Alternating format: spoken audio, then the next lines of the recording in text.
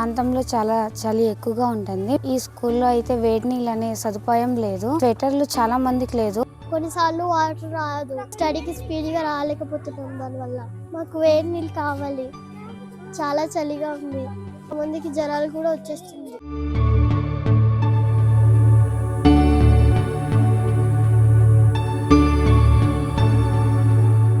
అల్లూరు జిల్లాలో చలి గజగజ వణికిస్తుంది. అందులోనూ పాఠశాలలకు వెళ్ళేటటువంటి విద్యార్థులు మరీ ఇక్కట్లు పడుతున్నారు. ఇక్కడ మనం చూస్తున్నటువంటి పిల్లలు కాళ్ళు చేతులు కడుక్కుని వచ్చేస్తున్నారంటే చలి ఎంత గట్టిగా ఉందో తెలుస్తుంది. ఎవరికి వేడి నీళ్ళు ఉన్నటువంటి పరిస్థితి లేదు.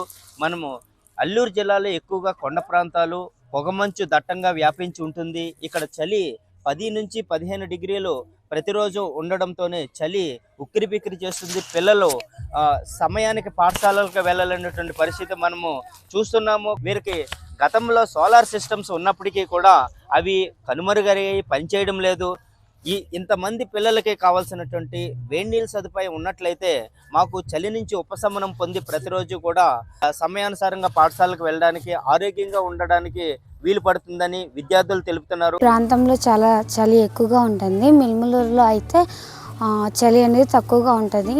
మళ్ళీ ఈ స్కూల్లో అయితే వేడి నీళ్ళు అనే సదుపాయం లేదు.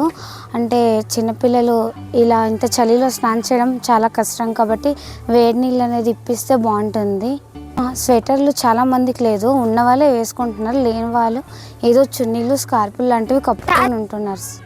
అంటే అప్పుడప్పుడు కరెంట్ పోతూ ఉంటుంది సార్, చాలా టైం వరకు రాదు సార్. ఇక్కడ సోలార్ లైట్లు ఇప్పిస్తే బాగుంటుంది సార్. మాది ఏపీటీ డబ్ల్యూఆర్ఎస్ గర్ల్స్ స్కూల్. మాకు చలి వల్ల చాలా ఇబ్బంది అవుతున్నాము. మళ్ళీ మాకు వేడి నీళ్ళు లెక్క ఇబ్బంది అవుతున్నాము. మళ్ళీ చిన్నపిల్లలు స్నానం చేయడానికి 4:30 అప్పుడు స్నానం చేస్తున్నారు. ఈ చలికి చాలా ఇబ్బంది అవుతున్నారు చిన్నపిల్లలు. స్వెటర్ కూడా లేవు, స్కార్పులు కూడా లేవు. ఎంతమంది పిల్లలు అయితే ఉన్నారో అటువంటి పిల్లలందరికీ కూడా మాకు ఈ వేడి నీళ్ళు ఏర్పాటు చేయాలని విద్యార్థులు కోరుతున్నారు. అల్లూరు సీతారామరాజు జిల్లా పాడే నుంచి శివ, ఈటీవీ న్యూస్.